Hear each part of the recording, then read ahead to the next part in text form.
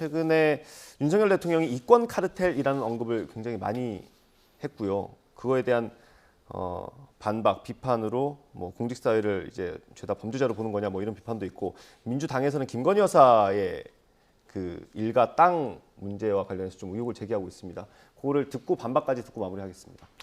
그러니까 저희 당에서 이권 카르텔이라고 막 아무데나 갖다 붙이는 거는 당연히 반대하지만, 기득권을 깨는 것이 어떻게 보면 정치인들의, 특히 저희 민주당의 사명이기 때문에 네.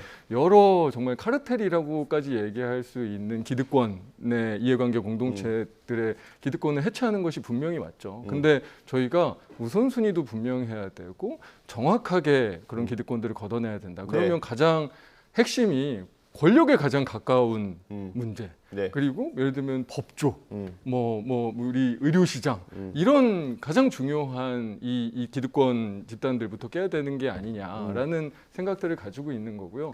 가장 첫 번째로가 사실은 최근에 이야기 나오는 이런 토건 비리라는 게 얼마나 사실은 전형적인 이 이권 기득권입니까? 특히나 고속도로 예타까지 끝난 사항을 고속도로 노선을 완전히 그냥 아무도 모르게 변경한다?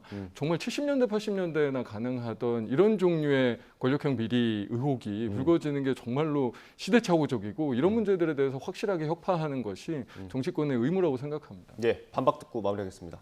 만약에 저게 김건희 여사와 관련된 일이라면 저는 이미 그 여준의 강성면, 그다음에 또 이 지금 다시 노선이 바뀐 네. 이쪽에서 난리가 났을 거예요. 그게 한 2만여 정도 분 되시는 분이 양쪽 지역에 있는 것 같은데, 그게 객관적이고 타당하지 않은 방법으로 저렇게 이루어졌다면 거기서 벌써 난리가 나서 저게 시끄러웠을 건데, 그렇지 않은 거 보면 저는 지금 민주당에서 주장하는 것과 다른 또 다른 이유가 있을 거다. 그걸 한번 확인해 보고 난 다음에 얘기해야 되는 거라고 저는 봐요. 그래서 그 문제는 얘기하기가 좀 이르다고 저희가 보고, 카르텔이라는 거는 뭐 우리 지난 정부에서는 적폐라는 얘기를 했었잖아요. 예. 그게 어떤 시대가 됐든 저는 계속 정리가 돼야 된다는 거는 동의를 합니다. 다만 앵커께서 좀 전에 지나가시면 말씀하신 이 깊이를 어느 정도 하느냐. 그러니까 염증이 나서 고름이 생겼는데 그 부분만 걷어내면 되는 거지, 너무 지나치게 깊게 수술을 해서